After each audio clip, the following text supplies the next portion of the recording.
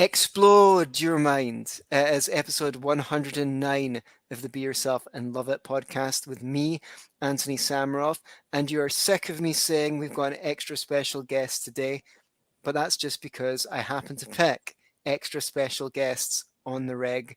I'm very excited to have Rory Turnbull from Gaia-Zine.com and EarthHealthTrust.com on the Conscious Resistance Network because I met him at the Greater Reset Morelia.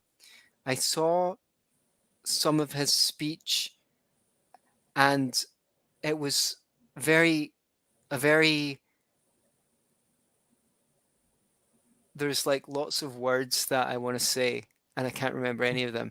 Unorthodox or heterodox take on environmentalism that was extremely interesting. But what really got me was hearing him speaking casually in a small group, and his the depth of his knowledge, the originality, the way that he was looking at the landscape, pardon the pun, and bringing it all together. And I don't really know what Rory knows. I just know that it's extremely interesting. So I want to take you on this environmental journey with me. And to learn about it. So just a little bit of background from my perspective before I bring Rory on. You can go and have a quick vape or whatever you like to indulge in while you wait. Okay, I've always considered myself an ardent environmentalist. When I was young, I created organization on MySpace and started to try and add people to I'm not gonna say what it is or what it was or anything like that because I'll end up speaking forever. I thought one thing we could agree on was the environment's important and it's the basis for life on the planet, and etc. etc. And I was of a left-wing persuasion. I wrote a little book called Consume Less. It was the first non-fiction book I finished. It was maybe 10 to 20,000 words long, a booklet, I may say. And then I just did nothing with it. I didn't submit it to any publishers or anything like that. I didn't know about that stuff. I didn't know what to do with it, but it would have been apt. Just as well, I didn't publish it because a lot of my political opinions have changed since then. And obviously I'm more of a libertarian these days and known as such. But I never felt like my principles changed when I went from being a leftist to libertarian. And that was true of the way I learned that libertarianism was a good way to address poverty. Likewise, libertarians had some pretty good solutions to environmental problems. And I did put up a podcast, which is on YouTube. You can find it, called Only Capitalism Can Save the Planet, Socialism Will Destroy the Earth. And I tried to make a little book of that, but it turned into a big book and I didn't finish it. But maybe I will one day. So when I was in uni, I wrote down all of my notes on paper recovered from the library that people had printed on one side of. And it's not exactly that I thought I was changing the world. I just really didn't like wasting paper. And I can see some of that as neurotic. And I saw a lot of that kind of neuroticism in the environmental movement. Like I met people who, and I feel like even their bodies would turn against them because they have these eating disorders where like they're afraid to touch or affect anything. And if you just leave anything out, oh, you can't put that in the bin and stuff in the trash, sorry, for Americans and things like that. And I see that there was a lot of that in me because like my mum grew up really poor. So even though I didn't grow up really poor, she had this like, don't waste anything, don't touch. But when you try to turn it on her, like, and go, why are you using that aluminium foil in the oven? That's a one-use thing. Isn't that bad for the environment? She just get angry at you because it wasn't actually based on environmentalism. It was based on psychological factors. So seeing that in the environmental movement and also the kind of rise of this kind of anti-human. The guy who started Greenpeace said they used to see they used to start Greenpeace with the idea that humans could be stewards of the planet and do a good job of that. And I think that's where Rory's coming from. And in addition to that, I guess it seemed like the only thing you ever bloody heard was climate change and all of these other environmental issues, which I thought should be extremely important, were overshadowed by that. And the lack of ability to reason. So if I said to an environmentalist, well, I mean, you don't, uh, we don't really know if it's more environmentally friendly to burn, to recycle paper, for example, because what about all the de-inking processes? What about what goes into the environment? Because there's no functioning market where people pay for disposing their own trash in proportion to how difficult it is to dispose of safely in an environmentally friendly way, because there's no functioning market in that. We don't know whether it's better for you to separate your recycling in your house or just send it all to a plant and pay someone to do it, which would save people a lot of time. And, that would be a specific job. Like, how do we know? People wouldn't go, oh, that's really interesting. I've never thought about it that way. And then, like, maybe it's better if we take all the plastic and hide it somewhere safe until the recycling infrastructure comes along and the technology comes along in 20 or 30 or 40 years. And then maybe it'll be more efficient to recycle all the plastic then than do it now with our crappy technology. I don't know. I'm not saying it is that way. But as I say, people don't go, oh, that's really interesting. You have a real point there. And that annoys me. So that's why I felt increasingly estranged from the environmental movement. In fact, do you know what? This T-shirt that I wore, that I realized I was wearing today and didn't take off, I usually wear a shirt, is Trees for Life, which restoring the Caledonian forest. I went on two forest restoration projects weeks in Scotland. So that's where I was up to with environmentalism. I think it's a good thing. There's lots of things that annoy me about the environmental movement. But on the other hand, there is a strand within libertarianism. Lou Rockwell, a well-known libertarian who's good on a lot of issues, wrote an essay saying, you know, I'm a sinner, but I'm not repentant. Here's the truth. I hate the environment. Like, and I was like, I want clean air, I want clean water, but like the environment, like in this kind of strand that the environment's just there for us to take as much value and resources from, kind of left me a bit cold and left a bad taste in my mouth. So can we meet in the middle? No, it's not in the middle. It's employ the third dimension, neither left nor right, but like up the way or forward. Can we evolve our thinking on environmentalism? I believe we can. And that's why I brought Rory Turnbull on Be Yourself and Love It podcast to tell us all about it. But before he does, why don't you tell us all about you, Rory? How did you come to these understandings? What's your interest in it? Give us a bit of your life story. Well, thank you for the intro. Thanks for having me on. And I'm very much in agreement with you there. There's been a interesting. It's like with so many things in the world today. There's in important, crucial things that are, existential and important topics that affect all of us. We've gotten kind of these pseudo half-baked versions of that are presented to us as solutions, and and it's things that are, pretty much anyone would agree, they want breathable air and drinkable water. It's just a matter of how to go about getting that and what that dynamic looks like and what our relationship in that looks like. And my path to this point has been really, it's been more than half my life.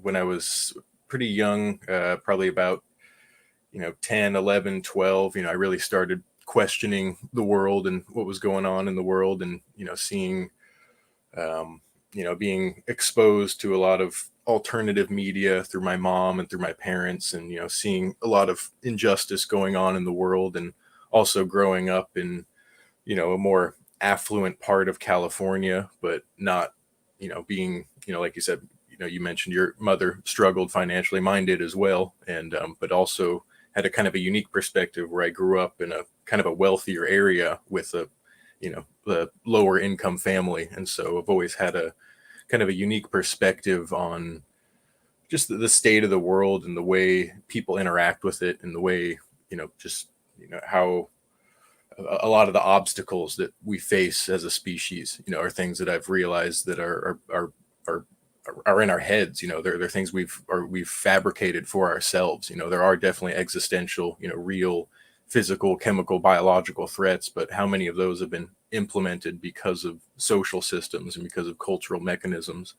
And so, going down my own personal health journey really is what led me through a lot of this, and going through my own health journey led me to gardening, and which led me to soil, which led me to soil microbiology. And that just really, as I pulled the thread, just saw how it's like it's kind of the crux of ecology or environmentalism, is that everything's connected, but seeing the specific threads, and following the exact mechanisms at which the soil is the nexus point between public health, wildlife health, environmental health, and how it's we are part of Gaia's microbiome. We are part of the planet, and we can act in a symbiotic way, or we can act in a parasitic way. And that's really been a focus of my journey, is learning how we can reconnect ourselves as being a symbiote of the planet, and what that looks like.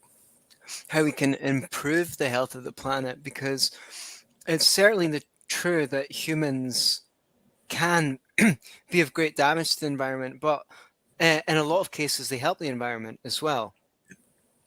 Yeah, most definitely. And I always tell people, if with the misanthropic, anti-human agenda, it's if all humans disappeared tomorrow, we'd still, we're at a cascading systems failure as far as our ecosystem goes. We're losing biodiversity on a trajectory to where it's going to take humans reconnecting and reestablishing habitat of these species to actually stabilize their populations. If we all disappeared tomorrow, we'd keep losing species. Eventually it would balance out, and we'd start going back on the uptick. But I always tell people, we kind of owe it to a lot of these species that whose habitats we've damaged, and who would be losing populations.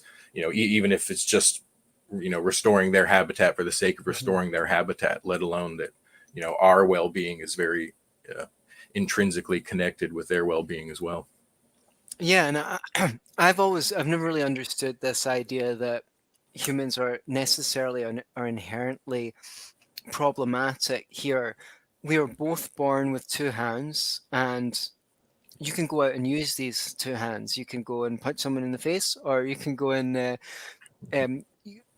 create a compost heap, and then decide what you're going to do with that.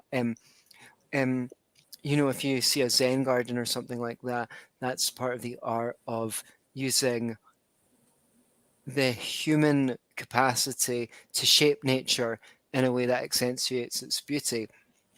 And, again, we talk about the us and the environment as though these are like two different things. Humans are obviously a part of the environment, and it's very easy to forget that with the way that people tend to talk about it these days. Yeah, and I think a big factor is I think it was 1999 was the last year where the majority of people lived in the country. That was that tipping point where it was like 51% of humanity started living in more urban, dense cities after 1999. And I think now, it's up to like 60% or something like that. And so, ecological literacy and, just having that context and that connection is something that we're growing more and more separate from. And so it becomes easier and easier for people to be, sold these, because it's people's well intentions. It's people don't, they want to support animal rights, they want to support the environmental health, and so it's these positive intentions that people have that get kind of usurped by corporate interest, and get sold to people as mechanisms for taxation or just different forms of coercion or control. So would you say the environmental movement has been co-opted? Oh, most definitely. And it's the saddest part is that it's turned into really just a mouthpiece for for industrialism. It's turned into kind of almost the PR firm for the corporate greenwashing firm for a lot of these corporate interests. And and so it's definitely been co-opted across many different fronts. Yeah, and what I've tried to explain to people before is that when a government writes a policy document, say for a river that's publicly owned, that's usually a document delineating who can exploit the river in Yep. what measure, to what degree, and for what cost, and the same with a forest. When we saw across Europe and North America, the amount of forest area has massively increased over the last few decades, and it's usually in private land. It's usually not the public, because when you're a private owner, you have the incentive to either increase the value of your land or farm it, let's say, in a way that's sustainable. And I think because so that you can continue to profit indefinitely, and that might include improving the forest, and then of course, if you increase the value of the land, even if you sell it, you'd get more for it. So in a state of nature, those who could manage our natural resources the best would tend to accumulate those, because their expertise would allow them the wealth to do so, whereas people who didn't know how to manage the land properly would lose it, and therefore they wouldn't be able to accumulate more. That's kind of not happening now. The government's stepped in and asserted its right to do these things on our behalf. But what are their incentives? Are they incentivized to keep it lush for as long as possible? They're not going to be in government for as long as forever. They can't pass their role in government onto their children, so they are more likely to be short-termist in nature and sell the rights to our environment to people who, for example, are going to clear cut it or just exploit it in the short term, and then they pass on the cost of repairing the damage to the taxpayer. And sadly, I fear this is what happens more often than not in the real world. People think the government is there to protect, and but actually they're colluding with industrialists rather than acting as a referee. And sorry, would you like to comment on that? I had one more thing to say, but I'm sure I'll come back to it. Yeah, I mean, what comes to mind is just a huge factor is, in there, it's is it actual environmentalism, or is it just, economics and industrialism disguised as such? And, such a, an important factor is, are we actually moving the needle in terms of, Right. supporting the ecosystem? Are we just Right. planting trees that are, like pine trees, for example, Right. are a pioneer species that really don't need much biodiversity as far as soil microbiology goes. And so we can do a lot of reforesting projects that aren't actually necessarily really moving the needle in terms of restoring habitat or biodiversity. They can just be kind of more tree planting farms. And so, actually, taking account of what ecosystem services is it that we're trying to support and restore, and are we actually making a difference there? Or are we just talking about? Are we just making ourselves feel good? Or just moving under? I think the kind of coda that I meant to add to what I previously said was we've inherited unfortunate language where the idea of people privately owning something is automatically sounds bad and exploitive, and we should think more in the terms of stewardship. If you own something, you don't just have rights, you also have responsibilities. If I have the right to a stretch of river and I pollute that river, it runs downstream to someone else's um, home, land, habitat. It's my responsibility because I committed the damage. I don't know the degree to which that's being enforced these days. So, given that you can see uh, an alternative reality where humans are working with nature to improve the environment, what sort of thing does that look like? Well, I've coined a couple terms. I call it Gaiazyme life systems or synanthropic ecology. And synanthrope is a term that has been around for a little bit. My intention is just to expand it a bit, and the idea that synanthropic species are things that thrive in the presence of humans. Things like squirrels and pigeons and crows and raccoons and all these various creatures that we've become familiar with in our urban environments. But my idea is to expand that to all creatures on the planet. Everything should be a commensal or symbiotic counterpart to our ecosystem and to our lifestyle. And with so the synanthropic ecology and Gaiazyme life systems being that creating in the permaculture spirit of creating autonomous self-sufficient cells and systems that our communities are part of, but also linking those cells into networks and tissues of the Gaian physiology, of the planetary physiology, and then linking those tissues into networks and systems and organs that function as both a cultural, economic, and community mechanism for people, but also as an environmental hub for facilitating nutrient flows and energy flows and material flows through the biosphere.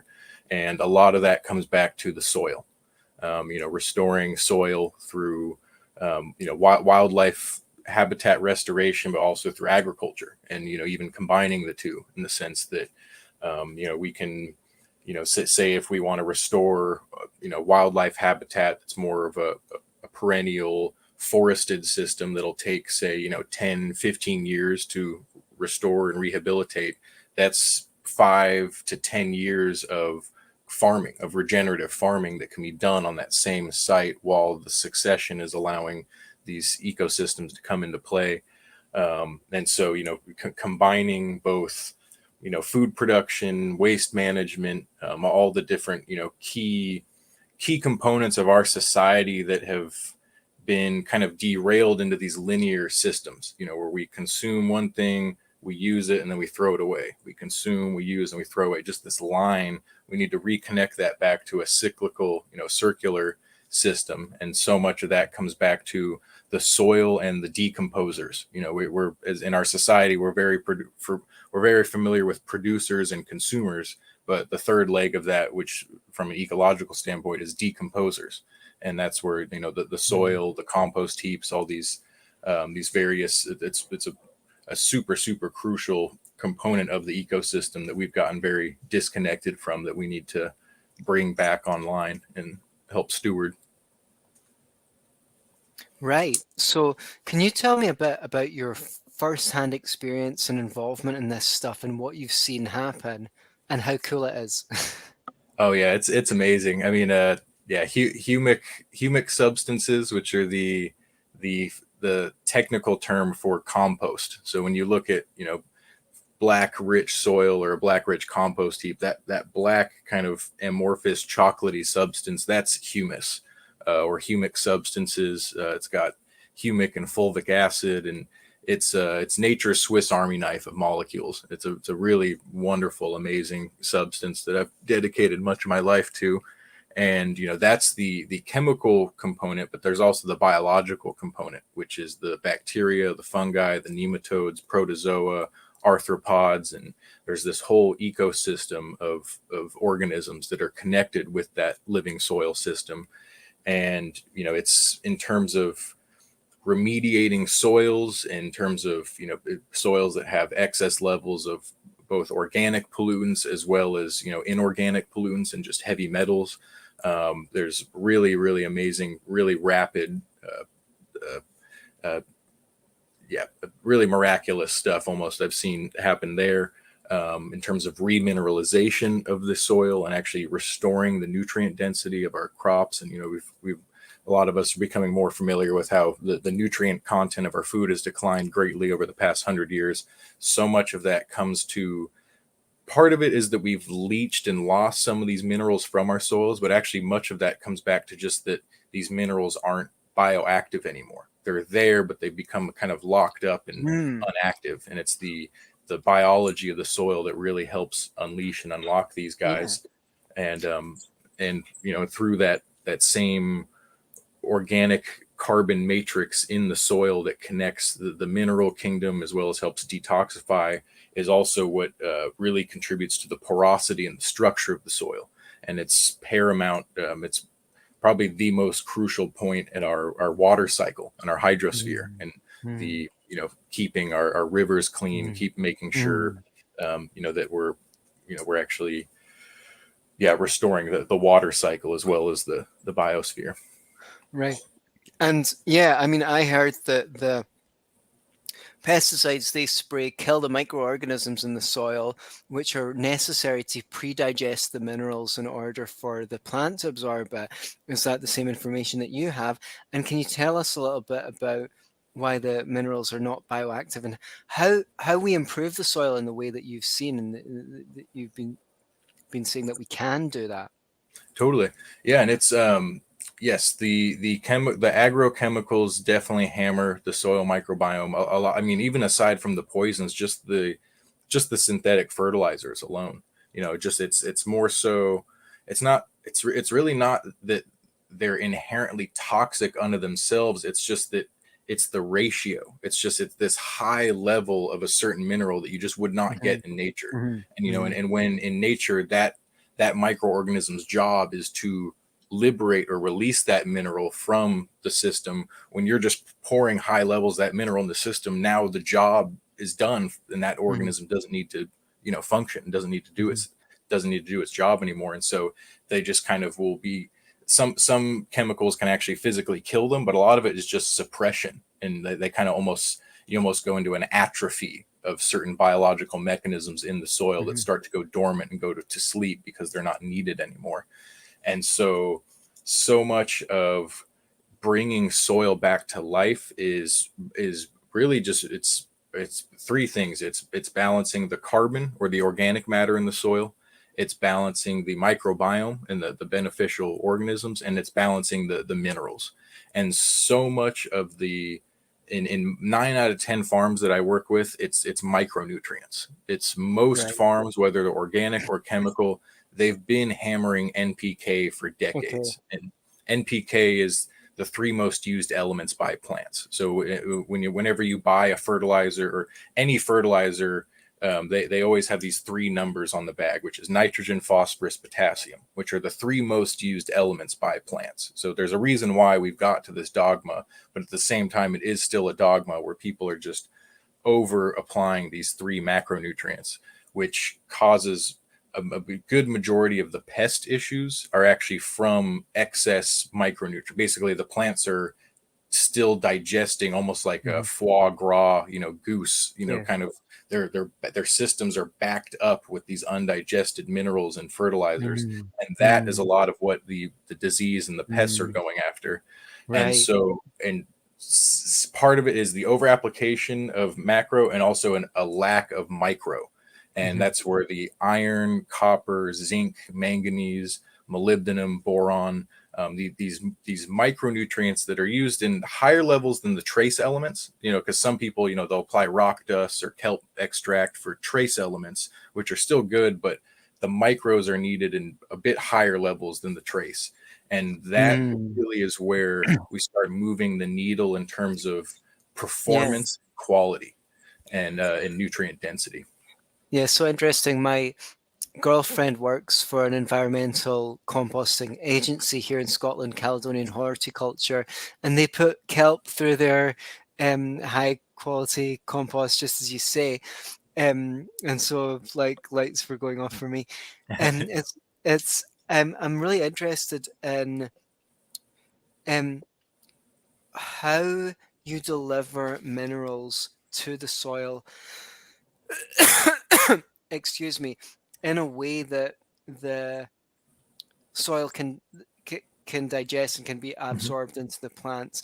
Um, you know, presumably, if you take an iron object and grind it up and sprinkle it in your garden, that's not going to help, right? So there must be an art of bioavailability to soil restoration. Yes, and that's what I was just going to get to. Is aside from, so there's one aspect that you just touched on, which is actually physically applying the minerals to the soil. The other is having them become biologically available. So just because the minerals are there doesn't mean they're available to the plant, and that's where the biology comes in. You have you have lithotrophic and organotrophic microbes. So you've got lithotroph, meaning things that eat rocks, and then biotroph, meaning things that eat living organisms. And so there's a whole totally different sets of organisms, some that just mine the inorganic minerals from the soil, take those minerals into their biomass and convert them to organic forms. So then when biotrophic organisms come and eat them, they then release those minerals again as soluble and biologically available forms. And so there's kind of two main paradigms there in terms of the soil biology, of the idea that basically bacteria and fungi go around the soil consuming minerals and taking them into their biomass, which A, keeps them stable so that they're not chemically reactive or leaching out of the system. They're stable inside the biomass of those organisms. And then once the predators come through, the microscopic predators, which are the protozoa and the nematodes, when they come through and eat the bacteria or the fungi, they then release those minerals that were contained in their biomass as soluble, biologically available forms.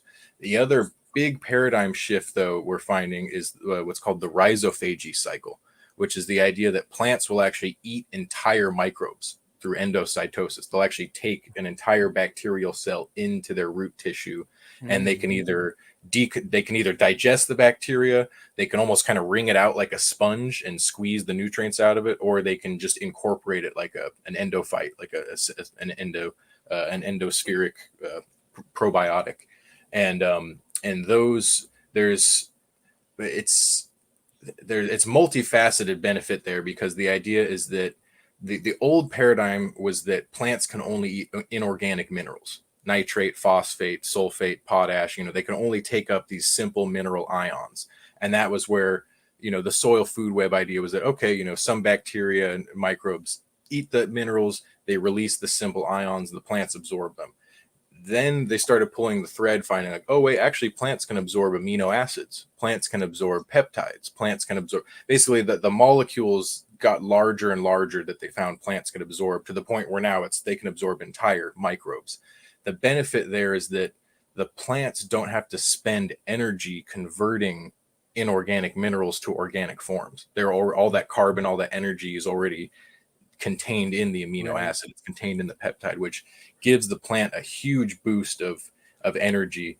And so there's a huge benefit there. And then the other, a big part of it is redox. And so a lot of people are familiar with pH in terms of, the soil pH, our body's pH, the water pH, but there's another side of that called EH or ORP, or oxidation reduction potential. And basically it's a whole can of worms, but basically it comes down to the redox state. Like if you ever see iron being a +2, or Fe +2 or Fe +3, that greatly determines the bioavailability of the mineral, to where both of them are soluble, both of them will actually enter into the plant, but the plant actually needs it actually needs a more reduced version, or that +3 version, to be biologically active and biologically available. And that's where there's a huge paradigm shift of actually testing the plant sap, and actually measuring what minerals are actually bioactive in the plant. And it's been a huge game changer in terms of actually seeing in terms of measuring nutrient density and health and performance. And then to your point of, how to apply these minerals to the soil, it's you actually did kind of touch on it. It really is kind of as simple as just grinding up an iron-rich material and applying it to the soil. If there's a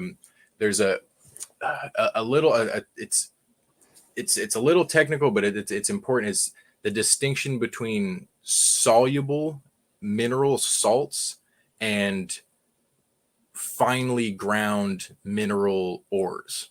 Mm-hmm. And so you can have pure iron sulfate or ferrous sulfate that's just iron and sulfur, and it's a salt. As when you put it in water, it completely dissolves and dissociates and is 100% soluble. Otherwise, you can have an ore that's mined from the earth that's rich in iron sulfate, but also still has plenty of other clays in it. It still has aluminum silicate. It's still got silicon dioxide. It's still got magnesium. It's still got some of these other mineral clays in it. So it's not fully 100% soluble, but it's still highly rich in those minerals and in those forms. That's usually more what the regenerative and what the organic guys focus on, is they still are applying these minerals to the soil, but they're not 100% soluble form. That's just going to go.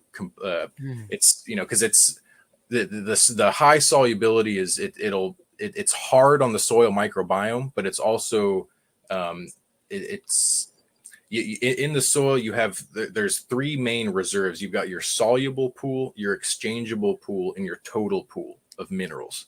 And so the soluble stuff is stuff that's just freely moving around. Exchangeable is stuff that's kind of loosely held on the surface that the plant can grab if it wants to, or a microbe can grab if it wants to, but it's kind of stuck there. And then the total pool is stuff that's kind of deeply locked in those mineral reserves. And basically you want the old paradigm shift with chemical farming was just focusing on the soluble and exchangeable. They're just hammering soluble phosphorus, soluble potassium all day long, just applying. Whereas the new paradigm shift is that actually these can be solubilized in real time as the plant needs them, depending on the biology, depending on the microbiome. And so that's where just having, like for example, the soil test I do is a traditional soil test in the sense that we do a soluble profile, but we also do a total profile. And most soil tests don't do that. They'll just show you your soluble minerals, which is only, barely one. It's not even 1% of the total mineral reserves in the soil. And so you could be totally fooled into saying like, oh, actually, we've got low phosphate in our soil, so it looks like we just need to add more phosphate. Whereas you test the total test, and it's like, actually, we've got tons of phosphorus. It just needs to be solubilized in the phosphate by phosphate solubilizing bacteria, or by a cover crop that's got a good relationship with phosphorus. And so that's where applying the minerals is kind of twofold in that sense of what are the levels, but also what's functional and what's active. Amazing. So you've kind of hinted at a couple of times saying, we will do this, we will do that. For people at home, can you explain what exactly your profession is? What is your role? How do you apply this wisdom in the real world? How did you get into that? Did you start the company, or did you get this job? So I started the company. I fell into this when I was a teenager, really. When I was just researching my own health and getting into, really it was, I was researching what I ate. Then I started researching, what do my plants eat? It's like, what is it that, what does my food eat? And that led me down this path of, technically I'm what I would call an agronomist, which is an agricultural scientist of, focused on plant health and soil fertility. And so, I always tell people, it's like if a farmer was the basketball player, I'm the nutritionist, I'm the sports nutritionist, they do their job. They're shooting the hoops, and I just make sure that everything's functioning as well as possible. Everything's as healthy as possible. I got into this really just through my own research and my own interest in my own health. And then that kind of led me to really, I guess my first job in the agricultural space was actually with a cannabis farm. It was Mm. actually a medical cannabis facility here. I'm in California, where it was, when I was 15, 16, it was becoming, very, very popular. And, I just, it's really cannabis and grapes were some of the only two agricultural industries that focused on plant health and focused on quality. And it's, I was personally, in my own garden in my backyard, I was, applying the same techniques to my vegetables as I was to the rest of my garden. But, it's the regenerative ag space has really blown up since 15 years ago when I first got into this. There was no, you could barely find, accredited college, it was hard. There was not as much infrastructure and is not as Mm. much, kind of bona fide uh, culture around the regenerative space. And so finding, outlets for growing nutrient dense vegetables was just, people barely even knew what that was, let alone were creating markets for it. And so cannabis was actually a huge uh, uh, segue for me into this space, and really just, getting, the wanting to, wanting to operate in, I remember being a kid going up to Jeff Lawton, and just being like, hey, like, I want to do what you're, doing. It's like, I'd love to just reforest the planet for a living. And he told me, he's like, look, I spend most of my time trying to find money. Like, really, like 90% of my time just goes to trying to get grants and trying to get funding for these projects. That we have the school, we have the skills, we have the tools, but it's a matter of the resources. And so that was a big inspiration for me to start the companies that I did, as a way of both being a way where I can operate in the space professionally, but actually my main vision for these businesses is to be revenue generation for Right. different types of projects. Amazing. And you must be very gratified to see so much of an increasing interest in these topics over the last 10, 15 years. Definitely. Yeah. So a couple of times you mentioned your health journey. Can you tell us a little bit about that? Yeah. Gosh, I mean, growing up, I ate nothing but junk food, really. It was,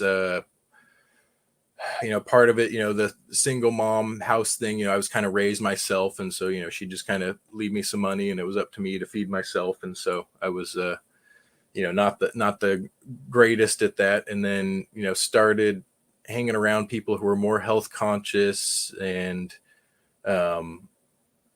yeah, really just, I mean, I was overweight most of my childhood.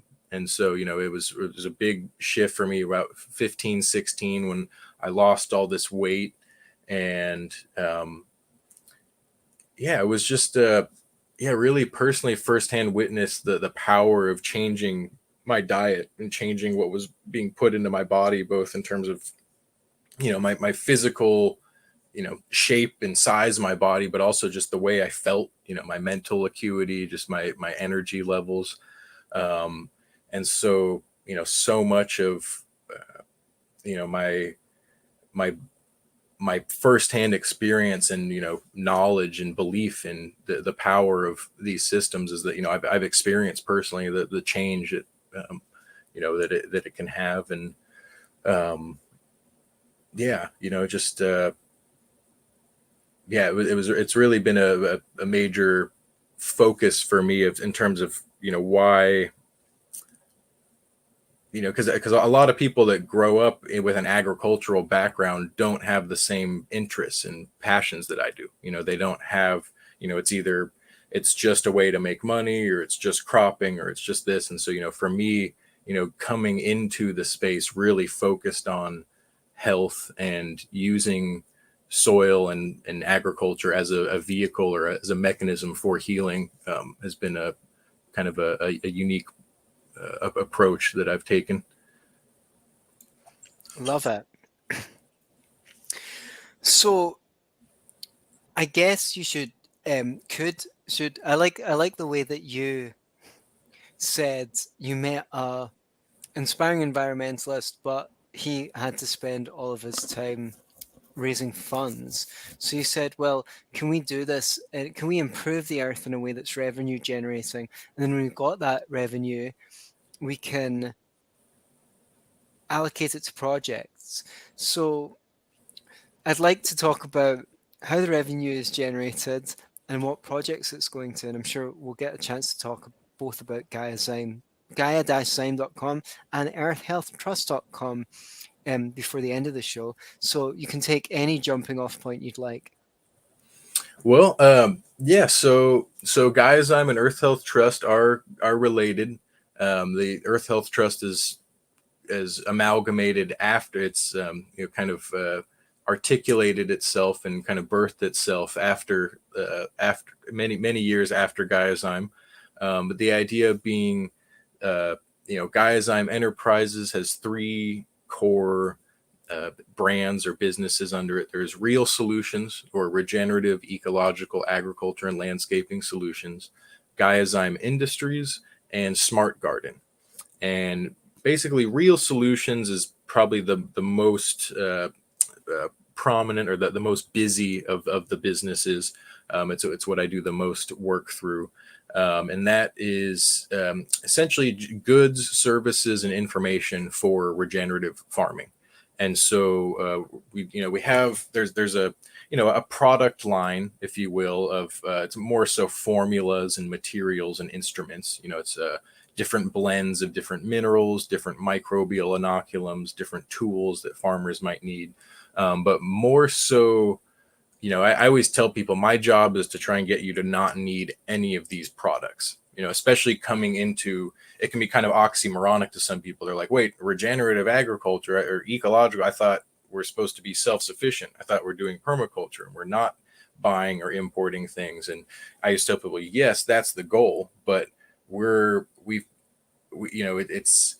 it's not where we have the ceiling or we have the floor and the ceiling. The floor is that things are non-toxic and that things are regenerative and recycled. It's the ceiling is that things are abundant, things are nutrient dense, things are mineral dense, things are remineralized, and things are thriving. And to get to that ceiling point, a lot of times the lands we're dealing with have been so depleted and denuded that we need to restore them a little bit to get them up to a certain level. And that's where the testing comes in more so than any of the goods or information that I provided. It's the services. It's test your soil, test your water, test your plant, and let them tell you what they need. Don't listen to me or any other agronomist or soil scientists or fertilizer salesman. Let the plant and the soil tell you what you need. And we do a kind of an audit or take an inventory of what is presently on site and what's needed, and then in that provide those tools to the farmer. And and really it's an essential service. I always tell people, the reason why Monsanto got as big and as powerful as they did is because they were providing some of the most essential services of any business in the world. It's like we can argue about how they're going about it, but what they were doing was providing farmers with the tools they need. And we need food, so we need farmers, so farmers need tools. And obviously we need them to be doing it in a regenerative ecological capacity, which they haven't been. But moving forward, it's an essential business that we're going to need all over the place. And it's just it really dawned on me that this is a profitable, lucrative venture in every sense of the word, both in terms of economics, but also just it's profitable and lucrative for the community. To just providing these services and these tools to farmers is a benefit. And so there's Real Solutions and Smart Garden is basically the same thing, but just focused towards home gardeners. Real Solutions is for professionals and farmers and landscapers. Smart Gardens for consumers and home gardeners. And then Gaia-Zyme Industries is focused on waste management and bioremediation and environmental engineering. And because one of the flagship formulas under Guyzyme Industries is compost activator, which is a blend of different archaea microorganisms that can basically decompose almost anything you can imagine. They can be used for bioremediation of really, really hazardous materials. They can be used just as but they're also just very ubiquitous and very beneficial microbes throughout the planet. And so they can be, you can use them just as a probiotic and just as a beneficial plant growth promoting microorganism, or you can also use them to detoxify, really polluted soils. And so it's a really amazing kind of an inoculum and blend. And moving forward, like I mentioned, waste management is a key component for the ecosystem, but also for the agricultural economic ecosystem of having inoculum grade compost. These probiotics that I mentioned that are so key to these living soil systems, the bacteria, fungi, nematodes, protozoa, they're all sourced from compost, really. The mycorrhizal fungi is a whole rabbit hole, but there's basically most of the beneficial probiotics we need to restore to our soils can be produced through inoculum grade compost. So having really high quality, high grade compost is absolutely essential for the ecosystem, both literally and the economic kind of business ecosystem. And so, providing these tools and these essential services to landscapers, to environmental engineers, that's really the focus of the for-profit side of things. And moving into what the revenue is being generated for are things like broad acre agriculture outreach. So actually reaching out to some of basically going to the farms that are polluting the most, and actually putting up money to show them that that doing it the right way is actually more profitable. Because that's a little side tangent, but that's a huge movement in a large percentage of the regenerative movement in terms of agriculture is actually people that are pursuing it strictly from an economic standpoint. The old paradigm shift of organic was, you spend more on the certification, your inputs cost, everything costs more, and your yields go down. But because you're doing it sustainably and because you're being nice to the planet, people will pay you more in the long run. So it'll actually kind of balance out. But it's not, unless you personally felt like you were helping the planet, there wasn't a lot of incentive for farmers to make that transition. Whereas the regenerative mindset is actually your costs go down and your yields go up. And you actually outperform the chemical guys and the Monsanto guys and the GMO guys, and you actually spend less doing it. And so it's literally just a no-brainer for anyone involved except the chemical companies. And so, which is why any resistance usually is just from propaganda on their side. But the idea being that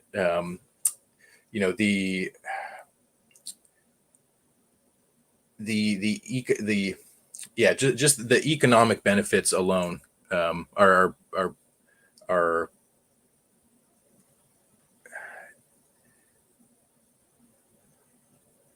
they're sufficient to motivate behavior by the sound of it. Exactly. And so that's where, reaching out to some of these large actors, people that are, imposing the most negative impact on the ecosystem, reaching out to them and showing them how to, change course, change trajectory in a way that's palatable to them. And in the same sense of reaching out to subsistence farmers or small community farms, and before these chemical companies get to them and convince them to start doing it the wrong way, providing them support and educating consumers, providing people with literacy and context about nutrient dense food, about food quality, and also where how it's produced, where it's produced, how to support the people that are producing it. And then going more into planetary health type stuff of, restoring seabird habitat and biogeochemical site, there's the planet has what are called biogeochemical cycles. And so, we've all been hammered over the head with the carbon cycle the past 4 years, but there's also the nitrogen cycle, the oxygen cycle, phosphorus, sulfur. All these elements have these flows that they perform through the planet, and they have biogeochemical mechanisms through doing that. They move through through the lithosphere and through the biosphere. And so, for example, phosphorus, one of the only mechanisms phosphorus has to cycle through the planet is ocean going birds, like seabirds, like seagulls and albatross and whatnot. And so when they go out to the ocean and consume fish and come back to the land and deposit their droppings, that's pretty much one of the only loops we have on the planet to circle. And so, supporting seabird habitat and taking inventory of, what, as a planet, what's the bare minimum we need of phosphorus flow, and what's the bare minimum, and what's the luxury abundance that we should be striving towards, and and how do we reconnect these meridians and support these systems. Amazing. I loved how you summed up it earlier, but when you were coming back to the decomposers, you said that missing link in the cycle, the consumption, the and that to me seems tremendously important. And I'm so glad that you're out there working on the problem of how do we take soil that's been damaged, because a lot of us get fearful of are we screwing up? Are there people out there screwing up in the planet in ways that will be irreversible or but I like to think that for every problem there's a solution. Yep. And it looks like your passion is not just to develop these solutions and make them available commercially, but to use the resources that come in from doing that to enact a wider program of educating people, and if I may say, in the kind of new age fashion, raising the consciousness of the planet. Yep. When it comes to this stuff. Well, you're definitely doing Gaia's work. So thank you. Let's tell us a little bit about where people can learn more, where they can find you. And I would say if anyone's got a garden or they volunteer in the community garden or whatever it is, where should they start in terms of making improvements that make lots of small improvements make a big difference? Most definitely. So I've got my companies and whatnot, but I always tell people is, to test your soil, test your plant, test your water. Don't, it's so much easier to apply what's missing than to try and detract what you've applied too much of. So many projects start, that there's kind of just this, people approach things with this standard operating procedure mindset of like, oh, okay, well, we're gardening, so obviously we need this many units of this, we need this many units of this, and they just kind of go ahead and apply it to the system without actually testing or taking inventory. And I can't tell you how many farms and gardeners or people I work with where it's the problem, the biggest problem that we're spending all this time and energy trying to fix is that they applied too much of, is that literally before I got to them, they spent money buying materials and importing it into the system. So it's like, not only did you shoot yourself in the foot by over applying this mineral, but you actually spent money on it, and you spent X amount of your budget on it. And so, test your soil, test your plant, test your water. Those are always super, super important. I've put together a system that I call the integrative land care system. It's kind of a unified theory amongst, different, regenerative, biological, even conventional or biodynamic agriculture. It's the idea of what works, what's actually going to help the system, not just kind of dogmatically saying, oh, you need bokashi, or you need this, or you need that. It's kind of having a method to the madness, if you will. And that's because that's to a point you mentioned earlier, is that's really a big focus of mine, is creating systems and creating kind of movements, as well as, it's like, yes, I have a company, but really the company is based around a principle that it's universal, that's not owned by anyone. The idea of, Gaiazyme, or these different concepts, or, it's these are different kind of roadmaps for people to navigate these kind of complex systems. And so definitely, focus on there's the three main tenets, your physics, your chemistry, your biology. And, it sounds, to people that aren't scientifically minded, that can be a bit daunting, but really it's as simple as, the physics is the shape of the house. The chemistry is what's the house made out of. Is it brick? Is it straw? Is it wood? And the biology is who's living in the house. And, and it's just, those three things they're so basic, but they're so important. They're so paramount to everything to do with soil. The physical structure, the chemistry, and, the biology of who's inhabiting it. And so, really, keep it simple. It's as simple or as complex as you want to make it. The compost has all your organic matter. It's got all your microbes, and, some sort of micronutrient blend. Usually somewhere between those three, most issues are going to be covered on most farms.